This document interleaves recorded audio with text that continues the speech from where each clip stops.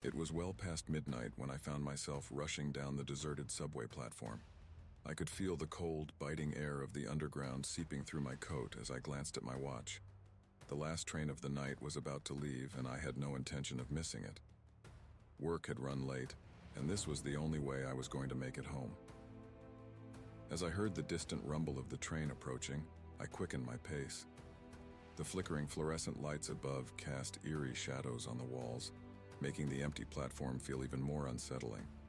When the train finally screeched to a halt, I was relieved to see its doors open with a hiss. I stepped inside, hoping for a quiet ride. The interior was dimly lit, the flickering lights casting strange shapes on the seats and floor. To my surprise, the train was completely empty. The usual chatter and hum of conversation were absent, replaced by an oppressive silence. I took a seat towards the back, the old vinyl cushions creaking under my weight. As the doors closed and the train jolted forward, I noticed that the air inside felt oddly heavy, almost stifling. I glanced out the window and saw the city lights fading away, replaced by the dark, empty tunnel. The train picked up speed, and that's when I first noticed it. A faint, almost imperceptible whisper seemed to echo through the cabin. I strained to hear, but it was too soft to make out. I looked around, but the train remained eerily deserted.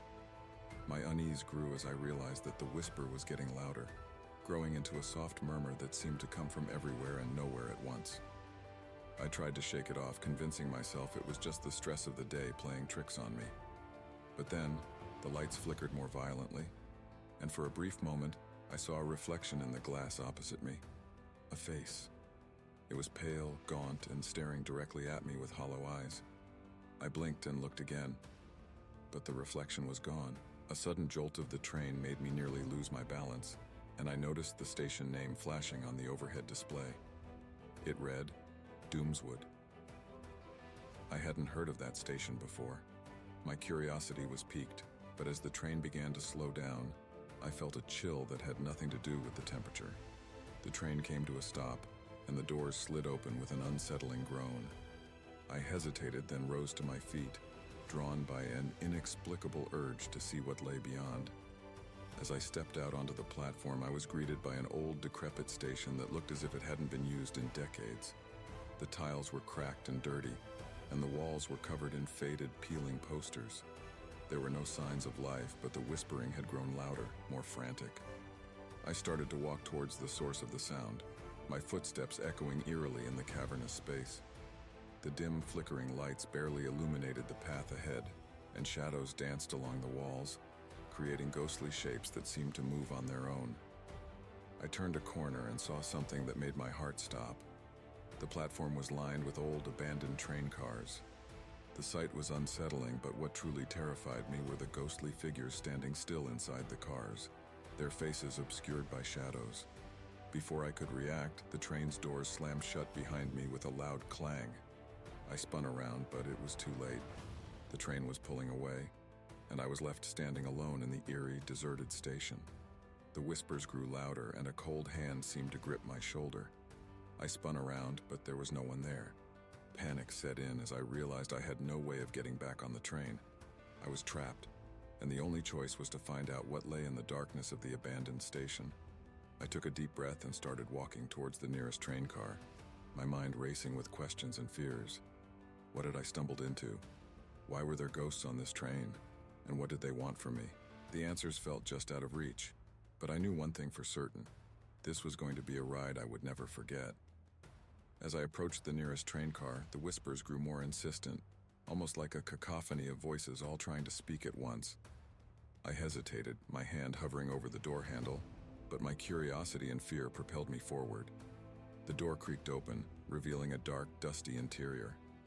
The air inside was musty, and the seats were covered in a thick layer of grime. I stepped inside, the floorboards groaning under my weight, and looked around. The car was empty, except for a single tattered newspaper lying on one of the seats. I picked it up, brushing off the dust, and saw that it was dated decades ago. The headline read, Mysterious Disappearance, Doomswood Train Station Closed Indefinitely. The article was old and yellowed, but it spoke of an incident involving a train that vanished without a trace, taking all its passengers with it.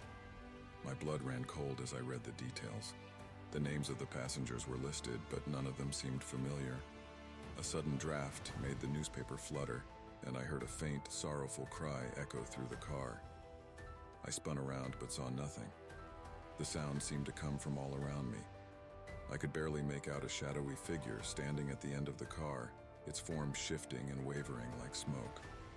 Before I could approach, the figure disappeared, and the train jolted forward, as if someone had slammed the emergency brakes. The car shuddered and came to a stop, and the lights flickered ominously. I moved to the door, but it remained stubbornly closed. A low, mournful wail filled the air, and I could see a faint glow emanating from the end of the car. I followed the light, my steps echoing eerily in the confined space. The light led me to an old conductor's booth at the front of the car. The glass was cracked, and inside I saw an old dusty uniform hanging on a hook. The conductor's hat sat perched on a shelf, but it was covered in cobwebs. I reached out to touch the hat, but as my fingers brushed against it, the booth was filled with a sudden blinding light. I was momentarily blinded, and when I could see again, the train car had transformed. The grime and dust were gone, replaced by a pristine, old-fashioned interior. The seats were neatly arranged, and the air smelled of polished wood and old leather. A ghostly figure appeared in front of me, this time clearer and more defined. It was a man in a conductor's uniform, his face pale and expressionless. He looked at me with hollow eyes, and I felt a shiver run down my spine. "Welcome aboard," he said, his voice echoing with a hollow resonance. "You've arrived at the final destination." Before I could ask what he meant, the lights flickered again, and the scene changed. The train car was now filled with spectral passengers, all sitting quietly with vacant expressions. They looked at me with vacant eyes, their faces twisted in a mixture of sorrow and despair. The train jolted again, and the car began to move.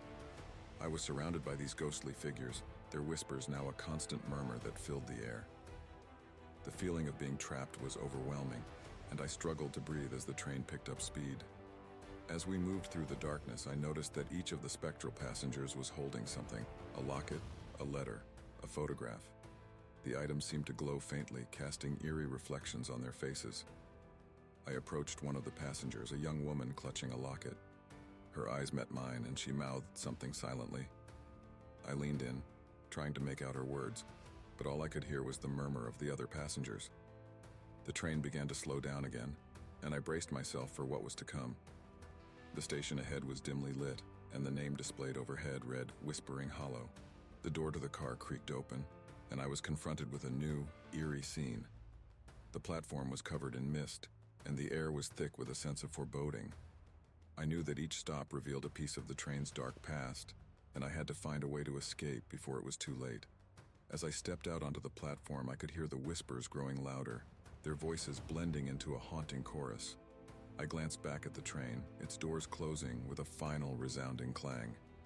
The train was gone, leaving me alone in the misty, ghostly platform of Whispering Hollow.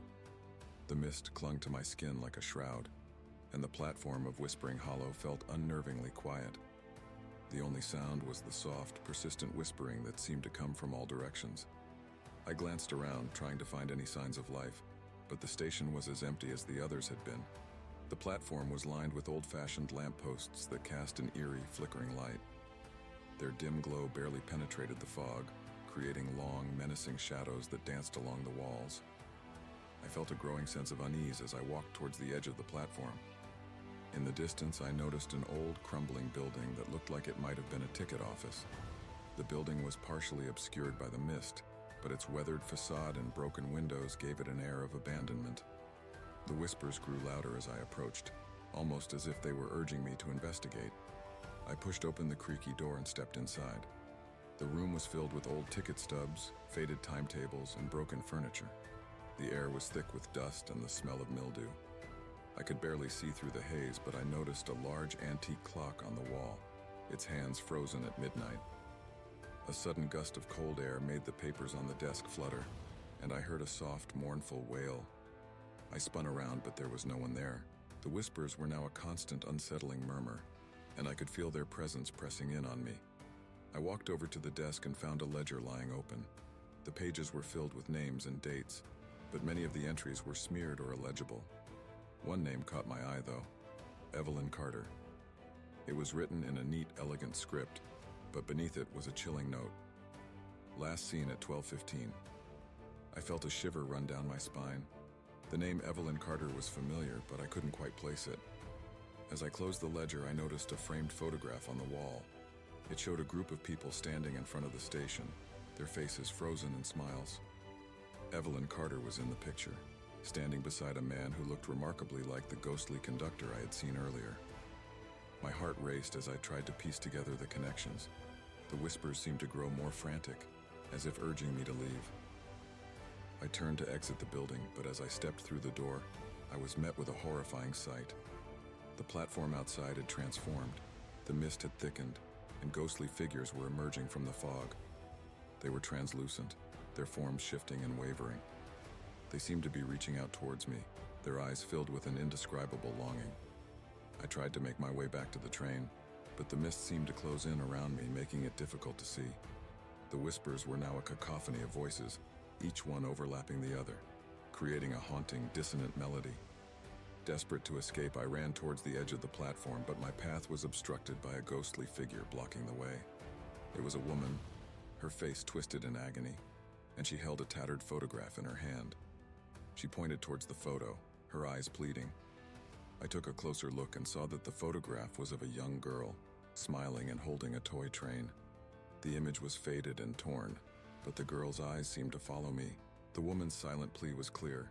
She wanted me to understand something, but I didn't know what. The train's whistle echoed through the mist, and I turned to see its lights piercing through the fog. The sight of it was both a relief and a new source of dread. I knew I had to get back on, but the mist seemed to grow thicker, and the ghostly figures were closing in. I fought my way through the mist, the whispers growing louder and more chaotic. The ghostly figures reached out to me, their fingers brushing against my skin with an icy touch. I felt a sense of panic rising as I stumbled towards the train. The doors of the train car slid open and I rushed inside, panting and disoriented. As the doors closed behind me, the train jolted forward and the mist outside began to fade. The spectral passengers were still there, their expressions unchanged, but the sense of impending danger had not left me. I glanced out the window and saw the platform of Whispering Hollow disappearing into the distance. The whispers had returned to their soft, unsettling murmur, and I was left to wonder what secrets lay ahead. As the train continued its journey, I knew that each stop would reveal more about the dark past of this ghostly ride. The chilling encounter with the figures on the platform had only deepened the mystery, and I could only hope that I would find a way to escape before it was too late. The train seemed to gain speed, cutting through the darkness with a relentless rhythm. The spectral passengers remained eerily still, their vacant eyes staring straight ahead. The air inside the car felt colder than before, and I could see my breath misting in front of me. The whispers were quieter now, almost drowned out by the sound of the train's wheels clacking against the tracks. I tried to calm my racing heart, but the unsettling feeling of being watched persisted. My eyes kept darting to the ghostly figures, trying to make sense of their presence. As I wandered through the car, I noticed a door leading to a small storage compartment. My curiosity got the better of me and I opened it, revealing a cluttered space filled with old suitcases, dusty travel brochures, and various knickknacks. There was something about the compartment that felt significant, as if it held a clue to the train's mystery. I began to sift through the items, my fingers brushing against old leather-bound books and tarnished metal objects. Among the clutter, I found an old leather-bound journal. It was worn with the edges frayed and the cover cracked.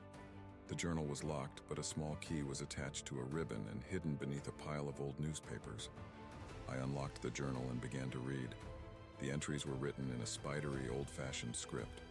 The author seemed to be a conductor or someone closely associated with the train. The entries detailed routine inspections, maintenance issues, and passenger complaints. But as I flipped through the pages, I found a disturbing entry. The whispers grow louder each night. The spirits are restless. I've seen their faces in the reflections of the windows, pleading for help. I must find a way to appease them before it's too late. My heart pounded as I read those words. It was clear that the conductor was aware of the supernatural presence on the train and was trying to understand it. The last entry in the journal was even more unsettling. Tonight is the final night. If I cannot solve the mystery of the spirits, we are all doomed to wander forever. The key lies in the secrets of the last station. I must warn the passengers. Before I could process the entry, the train jolted again and the lights flickered. The journal flew from my hands and landed on the floor, its pages splayed open. The whispers grew louder, and I felt a cold chill as the lights dimmed further. The train slowed to a stop, and the overhead display flashed the name of the next station, Eternity's End. The name sent a shiver down my spine. The final destination? I had to find out what awaited there and how it tied into the journal's warning. I exited the train and stepped onto the platform of Eternity's End. The station was unlike the others. Its walls were adorned with elaborate murals depicting scenes of past lives and final farewells. The air was heavy with a sense of finality, and the whispers were almost deafening. In the center of the platform stood a large, ornate clock tower. The clock's hands were frozen at midnight, and the tower seemed to exude a palpable sense of dread. I could see a small staircase leading up to the clock tower, and I felt an inexplicable urge to climb it. As I ascended the stairs, the air grew colder and the whispers more intense. I reached the top and found a small, dimly lit room with a large window overlooking the station below. The room was filled with old machinery, gears and levers, relics of a bygone era. A figure appeared in the shadows, and I recognized him instantly. It was the ghostly conductor, his face pale and gaunt, his eyes filled with a deep, sorrowful knowledge. "The train must be stopped," he said, his voice echoing with a mournful resonance. "The spirits cannot rest until the truth is revealed. You are the only one who can break the cycle." Before I could ask him anything, the clock began to chime, its sound reverberating through the station. The ghostly figures from the train started to emerge, their forms shifting and coalescing around the conductor. "Find the key," the conductor urged. "The answers lie in the past, and only by uncovering the truth can you hope to escape." With that, he vanished, leaving me alone in the clock tower. The chimes continued to toll, their sound growing louder and more insistent. I knew I had to uncover the truth of the train's past and find a way to free the trapped spirits. As I looked out over the platform, I saw the ghostly figures from the train moving towards the station. They seemed to be guiding me, leading me towards a hidden truth. I took a deep breath and prepared to face whatever lay ahead. The mystery of Eternity's End awaited, and I had to uncover its secrets before it was too late. The chimes of the clock tower reverberated through my bones, their echo mingling with the oppressive silence that had settled over Eternity's End. The ghostly figures moved slowly towards the platform, their translucent forms illuminated by the dim light. I watched them with a mixture of fear and curiosity, wondering what they were leading me to. As I descended the stairs from the clock tower, the whispers grew louder and more coherent. I could make out fragments of words: help, betrayal, lost, each one carrying a weight of sorrow and regret. The whispers seemed to be guiding me towards a large rusted gate at the end of the platform. The gate was old and weathered, its iron bars covered in thick layers of grime and cobwebs. With a deep breath, I approached the gate and found it surprisingly unlocked. It creaked open with a groan, revealing a narrow, dimly lit passageway. The walls of the passage were lined with faded murals depicting scenes of past events: people boarding the train, passengers in various states of distress, and scenes of violence and despair. I walked cautiously through the passage, my footsteps echoing off the walls. The whispers grew louder, more urgent, until they became a frantic, almost deafening chorus. I felt a chill as I approached a door at the end of the passage, its surface covered in old peeling paint. I pushed open the door and entered a large, dusty room. The air was thick with the smell of decay, and the room was filled with old furniture, broken glass, and discarded items. In the center of the room was an old ornate desk covered in a thick layer of dust. On the desk lay an old ledger, similar to the one I had found earlier, but this one was open to a specific page. The page detailed a tragic event that occurred many years ago. It described how the train had been involved in a catastrophic accident, resulting in the deaths of all passengers and crew. The survivors had reported strange occurrences and ghostly apparitions, but their accounts were dismissed as delusions. The ledger noted that the train was condemned and abandoned, but the spirits of those who died remained trapped, unable to find peace.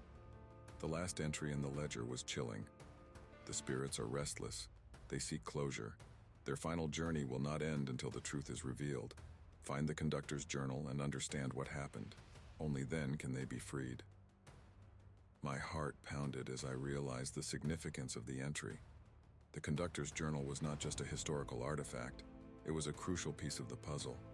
I needed to find it and understand the full extent of the tragedy that had occurred. As I examined the room further, I found a hidden compartment in the wall. Inside, I discovered an old leather-bound journal with a brass lock. The journal was identical in appearance to the one I had found earlier, but this one was clearly marked as the final report. I unlocked the journal and began to read. It detailed the final moments of the train's ill-fated journey, including accounts of the passengers' last words and the frantic attempts of the crew to maintain control. The final entry was particularly haunting. "We are doomed. The spirits will never find peace. The truth is buried with us, and the train will continue to run until someone uncovers the full story. The key to their release lies within the station of their last stop." My hands trembled as I closed the journal. The final stop, the station of their last stop, was a crucial piece of the puzzle. I needed to uncover what had happened at that station to free the trapped spirits and find a way to escape the train. The room suddenly grew colder, and I felt a presence behind me. I turned to see the ghostly figures from the platform standing in the doorway, their eyes filled with a mixture of hope and despair. They seemed to be urging me to leave, to find the truth and end their suffering. With a sense of urgency, I left the room and returned to the platform. The ghostly figures were still there, their forms shifting and wavered in the dim light. I knew that the next stop would be crucial. Eternity's end held the key to unlocking the truth and freeing the spirits. As the train's whistle echoed through the station, I prepared to board once again, determined to uncover the secrets of the final stop and put an end to the haunting journey. The truth awaited, and I had to find it before it was too late. The train's whistle cut through the silence of Eternity's end, its mournful sound echoing off the walls. As I boarded the train once more, the ghostly figures seemed to follow, their eyes filled with an unspoken plea.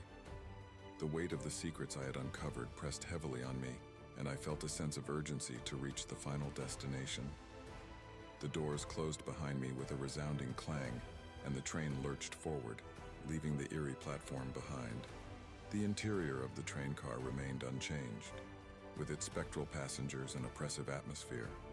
The whispers had returned, though they were now more subdued, as if the spirits were waiting for something. I made my way to the conductor's booth, determined to find answers and uncover the final piece of the puzzle. As I entered the booth, the room seemed to grow colder, and the shadows appeared darker and more ominous. The journal I had found was still clutched in my hands, and I flipped through its pages once more. The final report spoke of a hidden chamber beneath the station, a place where the truth of the tragedy was concealed. According to the journal, this chamber could only be accessed by solving a series of riddles and uncovering clues hidden within the station. The train began to slow and the lights flickered ominously. The overhead display flashed the name of the next station, Shadow's Gate. The name sent a shiver down my spine, and I knew that this was the final stop, the place where the secrets would be revealed. As the train came to a halt, the doors slid open, and I stepped onto the platform of Shadow's Gate. The station was shrouded in darkness, with only a few dim lights casting eerie shadows. The air was thick with an unsettling silence, broken only by the soft whispers that seemed to come from every direction.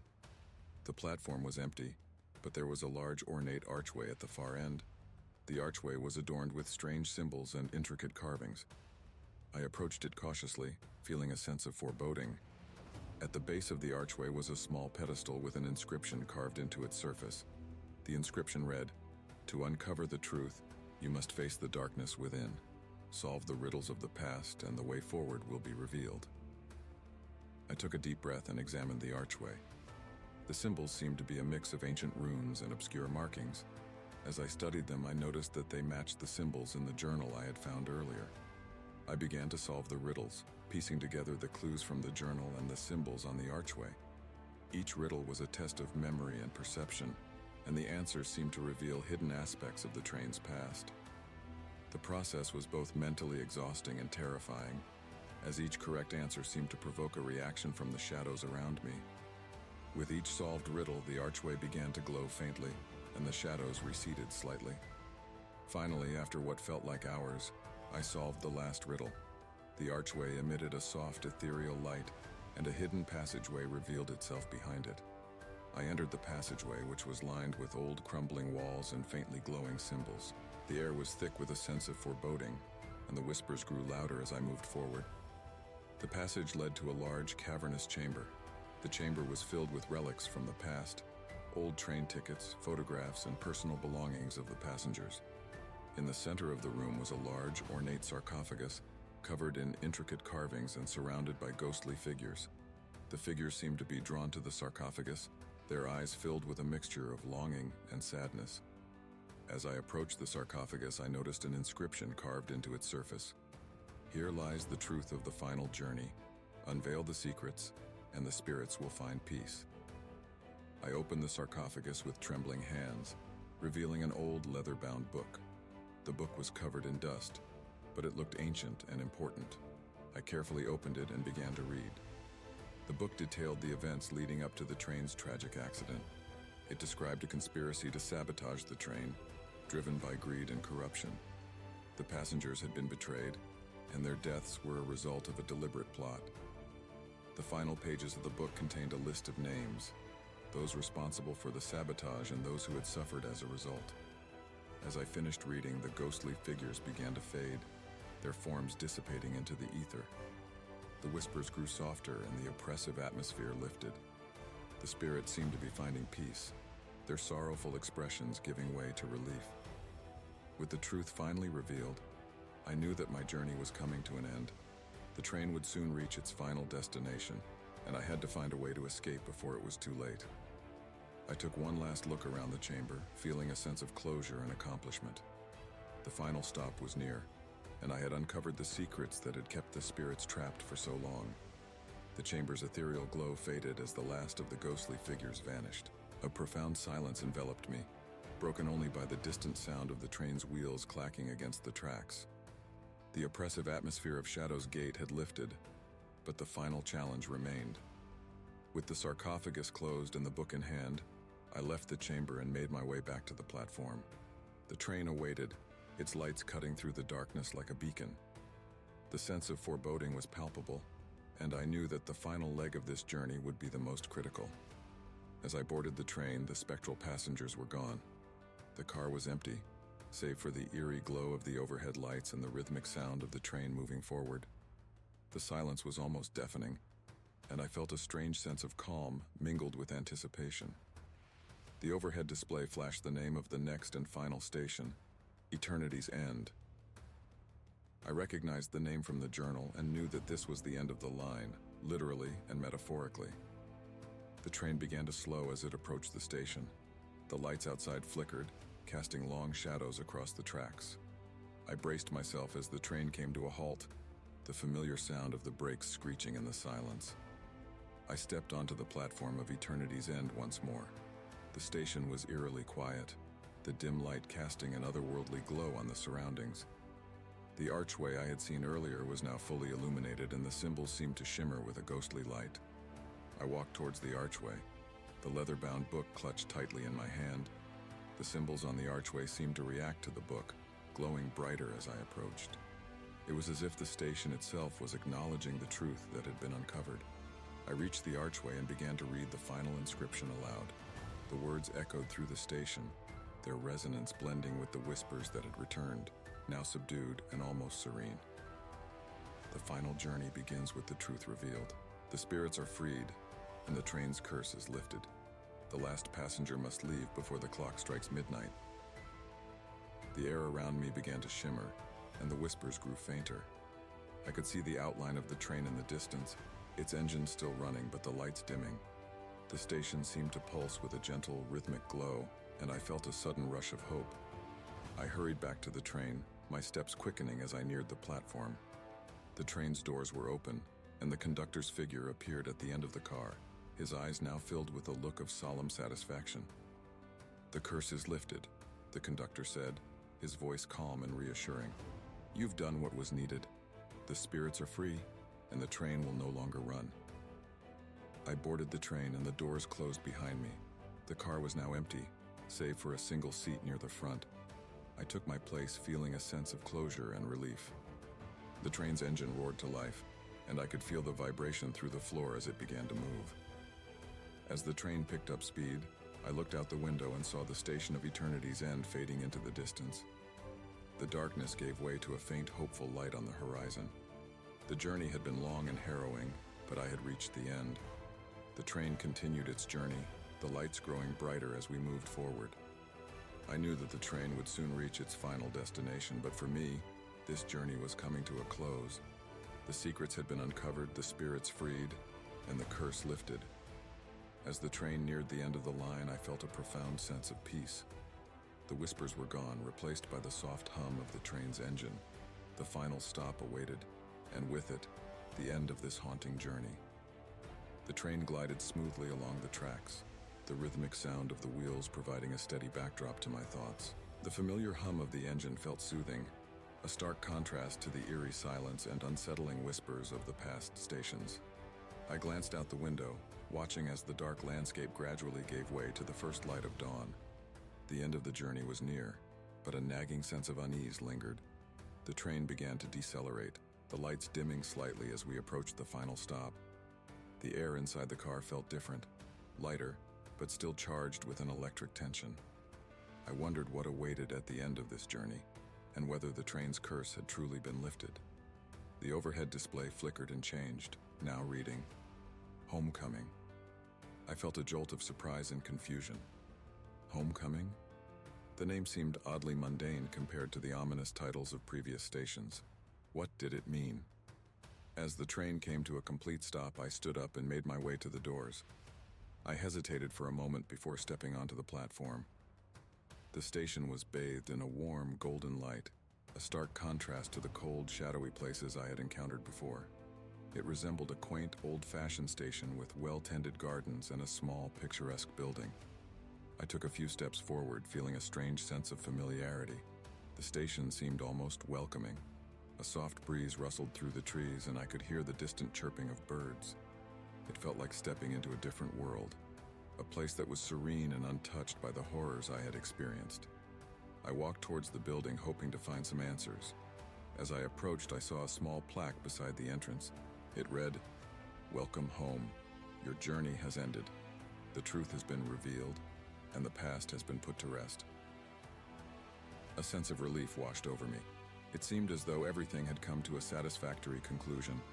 The train's haunting curse had been lifted, and the spirits were finally at peace.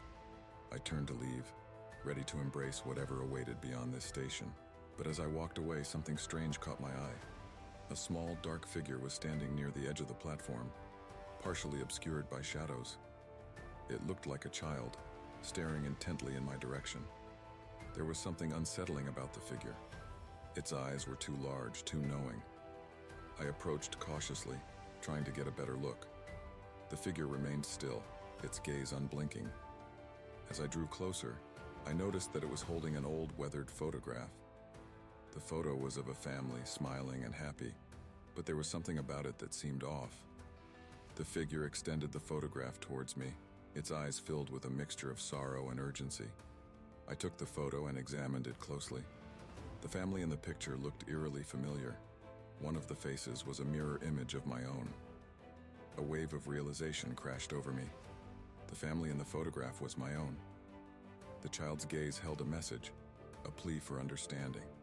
The station of homecoming was not just an end, it was a reflection of my own journey and the truth I had been seeking. I looked around, feeling a growing sense of dread. The warm, welcoming atmosphere of the station had begun to shift, the edges of reality warping and blurring. The golden light started to fade, replaced by a cold gray hue. The station seemed to distort, its welcoming facade crumbling into something more sinister.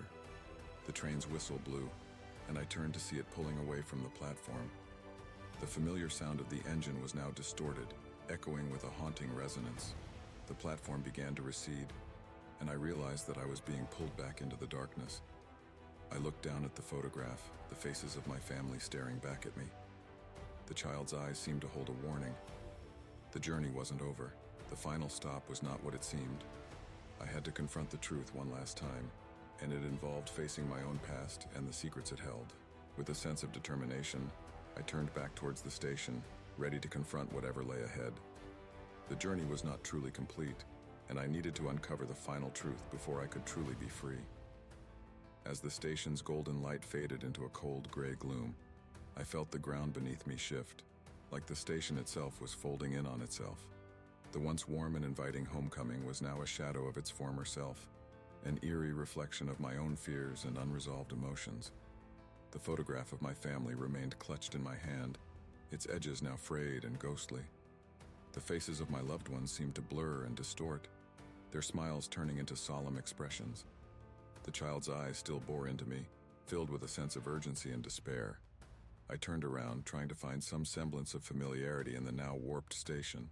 The platform was empty, save for the twisted remnants of what used to be a welcoming scene.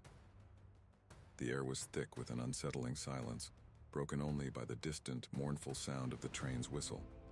The building that had once seemed so inviting was now a crumbling ruin, its walls covered in strange symbols and dark stains. It was as if the station had been abandoned for a long time, left to decay in the grip of something far more sinister. I began to explore the building, my steps echoing in the empty corridors. The once bright and cheerful decor was now faded and peeling, the colors drained of their vibrancy. The whispers, which had been subdued, were now louder, more insistent, weaving a tapestry of confusion and dread. In one of the rooms, I found a large, dusty mirror. The glass was cracked and covered in grime, but it seemed to call out to me. I approached it, wiping away the filth to reveal my reflection. The image in the mirror was not just mine. It was distorted, showing not only my face but also the faces of the ghostly figures from the train. The reflections in the mirror began to move independently of me, their mouths opening and closing as if trying to speak. The whispers grew louder, converging into a single clear message. The truth lies in the reflection of your own heart. Face your fears and the echoes of the past. I stared at the mirror, my heart racing. The message was clear. I needed to confront my own fears and the unresolved issues that had surfaced throughout this journey. The mirror was not just a reflection of my appearance, but of my inner turmoil. I took a deep breath and reached out to touch the mirror. As my fingers brushed against the cracked surface, a rush of memories and emotions flooded over me. I saw fragments of my past, moments of happiness, sorrow, and regret. The faces of my family were interwoven with the ghostly figures from the train, their expressions reflecting a shared sense of loss and longing. The reflections began to coalesce into a single, coherent image, a vision of a family gathered together, but with a shadowy figure lurking in the background. The figure was unmistakably familiar, a representation of my own fears and insecurities. I realized that the shadowy figure was a manifestation of my own guilt and regrets. It represented the unresolved issues and feelings that I had been running from. To truly end this journey, I needed to confront this part of myself and come to terms with it. As I faced the reflection, the shadowy figure began to approach, its form shifting and changing. I could see glimpses of my own mistakes and fears in its shifting shape. I felt a profound sense of sadness and understanding as I recognized the figure as a part of myself, one that I had been avoiding and denying. With a deep, resolute breath, I stepped forward and embraced the shadowy figure. The contact was both chilling and cathartic. The figure dissolved into a swirling mist, leaving behind a sense of clarity and peace. The whispers in the station grew softer, the oppressive atmosphere lifting as the station began to return to its previous state. The building was no longer a crumbling ruin, but a place of calm and serenity. The golden light of homecoming was restored, and the train's whistle sounded less mournful and more reassuring. I looked around, feeling a sense of closure and relief. The final truth had been faced, and the echoes of the past had been resolved. The station of homecoming was not just an end, but a place of reconciliation and acceptance. As I prepared to leave, the photograph of my family in my hand seemed to glow with a warm, reassuring light. I knew that I was finally free from the haunting journey and the curse of the train. The station of homecoming had transformed into a place of peace and resolution. The warm, golden light bathed everything in a gentle glow, and the oppressive atmosphere that had once filled the air was now replaced by a serene calm. The journey was nearing its end, and I could feel a profound sense of finality. I took one last look around the restored station. The once distorted and crumbling building was now a beautiful, welcoming space. The warm light and soothing sounds created a sense of comfort, as if everything was finally where it was supposed to be. The photograph of my family, which I had clutched tightly throughout the journey, now felt like a symbol of closure and hope.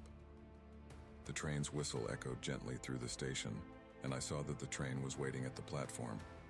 The carriages were now immaculate, their interiors bright and inviting. It was as if the train had been reborn, free from the curse that had plagued it for so long. I boarded the train for the final time, feeling a mix of anticipation and relief. The doors closed behind me with a reassuring click, and I took my place in one of the seats. The car was empty, save for the comforting hum of the engine and the soft, calming light that filled the space. The train began to move, gliding smoothly along the tracks. I looked out the window, watching as the station of Homecoming faded into the distance. The landscape outside was bathed in a soft golden light, and I could see the horizon stretching out before me. It was a sight that filled me with a sense of peace and accomplishment. As the train continued its journey, I felt a profound sense of release. The haunting whispers and ghostly figures were gone, replaced by a calm and serene atmosphere. The final destination was approaching, and I knew that this was the true end of the line. The overhead display flashed a final message. "Thank you for traveling with us. Your journey is complete." The words were simple but meaningful, signifying the end of a long and harrowing experience. The train began to slow as it approached the last station. The platform was bathed in a soft, welcoming light, and I could see a figure waiting to greet me. It was the conductor, his expression now one of warm recognition and satisfaction. "Welcome back," the conductor said, his voice filled with genuine warmth. "You've completed the journey and brought peace to those who were trapped. The train is free, and so are you." I stepped off the train and onto the platform. The surroundings were familiar, resembling a peaceful and idyllic town. It was a stark contrast to the dark and eerie stations I had encountered along the way. The sense of relief was overwhelming, and I knew that I had finally reached the end of my journey. As I walked away from the station, I felt a profound sense of closure. The train had been a conduit for confronting the past and resolving long-standing fears and regrets. The final destination was not just a place, but a symbol of reconciliation and acceptance. I took one last look at the station, feeling a deep sense of gratitude for the journey I had undertaken. The train's curse had been lifted, the spirits freed, and the echoes of the past resolved. My journey had come to an end, and I was finally free to move forward. With a heart full of peace and a newfound sense of freedom, I left the station behind, ready to embrace whatever the future held.